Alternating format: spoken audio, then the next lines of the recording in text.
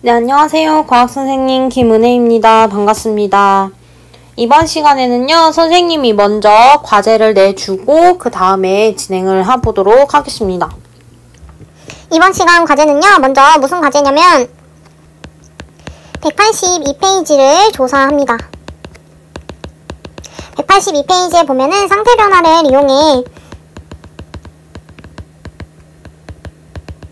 실생활 예시 찾기가 있거든요. 그래서 그거를 조사해서 보여주면 되고요. 그 다음에 182페이지, 183페이지 스스로 확인하기부터요. 187페이지 스스로 최종 점검하기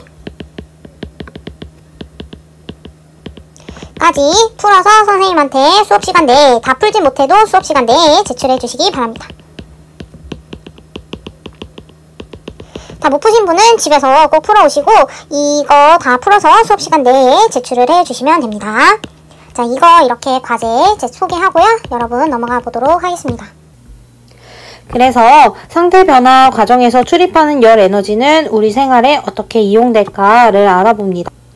그 전에 선생님이랑 같이 복습을 해볼게요. 선생님이랑 복습을 해보도록 하겠습니다. 우리가 상태 변화 할 때 온도 변화라는 게 있었어요. 그래서 만약에 고체에 얼음을 가열을 했다고 하면 그래프가 어떻게 나오냐면 이렇게 해서 일정한 부분이 나타나더라. 여기에는 고체고 여기는 고체와 액체 상태고 여기는 액체 상태로 나오더라. 이거를 우리는 뭐라고 하냐? 여기에선 융해가 일어나고 여기 이렇게 온도가 일정한 구간을 우리는 녹는 점이라고 하더라. 그리고 이 상태에서 조금 더 가열을 하면 더 올라가는 부분이 있더라. 이 부분은 뭐다? 이 부분은 액체와 기체가 함께 일어나고 기체 상태인데 여기 이렇게 또 똑같은 부분이 나오는 이 부분을 우리는 끓는 점이라고 부르더라. 그리고 반대로 액체 상태에 있는 물을 다시 얼렸을 땐 온도가 점점 내려가다가 다시 일정한 부분이 나타나고 다시 온도가 내려가더라. 이렇게 내려갔을 땐 얘는 액체 플러스 고체, 그 다음에 고체 상태가 되더라. 여기는 기화, 그 다음에 여기는 응고가 시작하는 곳이고 그 다음에 이렇게 온도가 일정한 부분이 나타나는 이 부분 어는 점이라고 얘기를 했습니다. 그리고요, 상태 변화 할 때는 여러분, 상태 변화 할 때 온도 변화를 얘기를 했잖아요. 그 다음에 우리는 상태 변화 할 때 열 에너지를 얘기를 하는데요. 다음에 넘어갈 때도 이걸 해볼게요.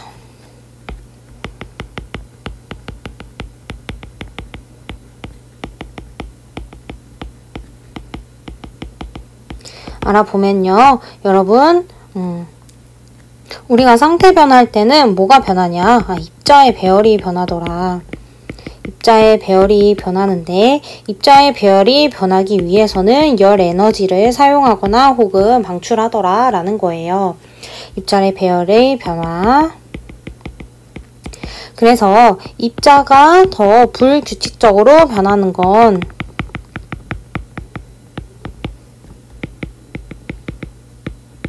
이거는 열 에너지를 물질이 흡수하기 때문이다. 그래서 물질이 열 에너지를 흡수한다. 그리고 주변은 열 에너지를 잃는다.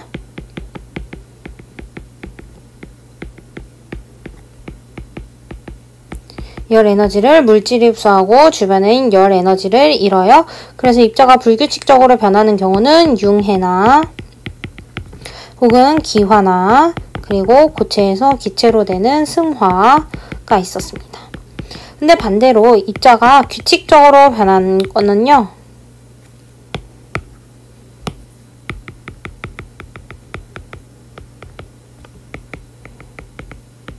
이거는 열 에너지를 여기서 이제 흡수됐던 열 에너지가 더 이상 필요가 없어요. 그래서 물질이 방출을 합니다.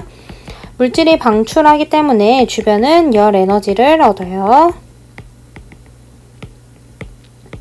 얻고 물질은 열 에너지를 방출했기 때문에 온도가 낮아지고요.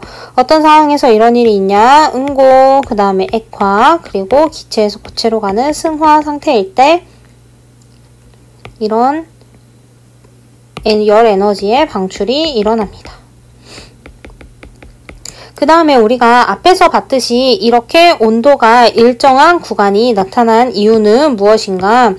상태 변화할 때 열 에너지가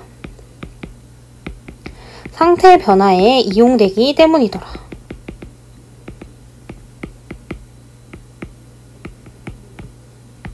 자, 보세요. 이 경우는 열 에너지가 상태 변화에 이용이 됩니다. 그래서 우리가 온도를 계속 높여줌에도 불구하고 더 이상 온도가 올라가지 않는 이유는 입자가 규칙적이었다가 불규칙해졌을 때 이 열 에너지를 상태 변화하는 데 쓰기 때문에 더 이상 온도가 올라가지 않는 형태가 됩니다.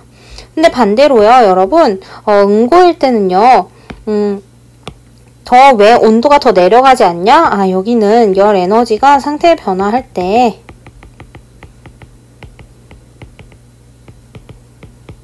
방출되기 때문이더라. 여러분, 물질이. 그래서 온도가 더 내려가야 되는데 이 온도가 유지되는 이유는 열 에너지가 물질이 상태 변화할 때 방출되기 때문이더라. 까지 우리는 배웠습니다. 그래서 여러분들은 182쪽을 여기 182쪽을 조사를 하셔서요. 선생님한테 보여주면 돼요. 그래서 이용 사례를 여러분들은 직접 한 가지씩 선택을 해서 여러분 열 에너지 흡수 현상과 열 에너지 방출 현상을 선생님한테 얘기를 해주면 됩니다. 여기에서 선택해서 이 하나를 얘기를 해주시면 되고요.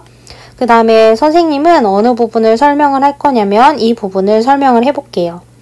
자, 여러분 물질의 상태가 변할 때 흡수하거나 방출하는 열 에너지는요. 우리 생활에 다양하게 이용이 됩니다.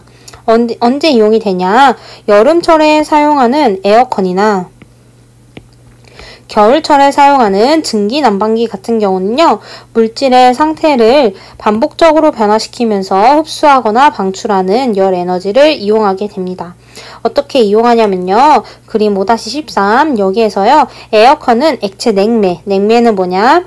에어컨이나 냉장고와 같은 장치에 이용되는 물질로요. 여러분 액체에서 기체로, 기체에서 액체로 상태가 반복적으로 변하면서 열 에너지를 흡수하거나 방출하는 물질인데요. 액체 냉매가 기화했습니다. 기화하면 열 에너지를 흡수하죠. 물질이 열 에너지를 흡수했으니까 주변은 열 에너지 잃었죠. 주변은 열 에너지를 잃었으니까 공기를 시원하게 합니다. 근데 반대로요. 수증기가 물로 액화하면서요. 열 에너지를 방출합니다. 자기가 자기의 열 에너지를 방출했기 때문에 주변은 열 에너지 얻어요. 그래서 건물 내부를 따뜻하게 합니다. 자, 그래서 에어컨은요. 냉매가 기화하면서 열 에너지를 흡수를 해서 찬바람을 나오게 하고 그 다음에 다시 냉매가 액화되면서 이렇게 실외기에서는 더운 바람이 나오게 됩니다. 증기 난방기 같은 경우는요. 여러분 수증기가 액화하면서 열 에너지를 방출을 해요. 그래서 따뜻한 거를 주변으로 방출을 해서 우리는 따뜻하게 되고 그런데 여기에서는 이제 물의 기화가 일어나고 열 에너지가 흡수가 되기 때문에 이 보일러 안에서는 얘는 데워졌고 여기 주변은 또 차갑게 되는 그런 현상이 일어납니다. 자, 여기까지 알아보았습니다. 여러분들 숙제 잊지 마세요. 여기 182쪽 이거 쓰고 그 다음에 여기 스스로 확인하기 문제 두 번째 열쇠까지 여러분 꼭 푸세요. 그리고 여기 옆에 스스로 정리하기 그리고 마지막으로 스스로 최종 점검하기까지 여러분 총 182에서 87페이지까지의 사진을 보내주세요. 자, 수업 시간에 다 못 본 사진은 집에 가서 여러분 집에 있지만 자, 다음 수업 시간까지 꼭 풀어오시면 되겠습니다. 자, 여러분 사진 보내주세요. 지금 이제 풀고 끝나기 전까지 사진 보내주세요.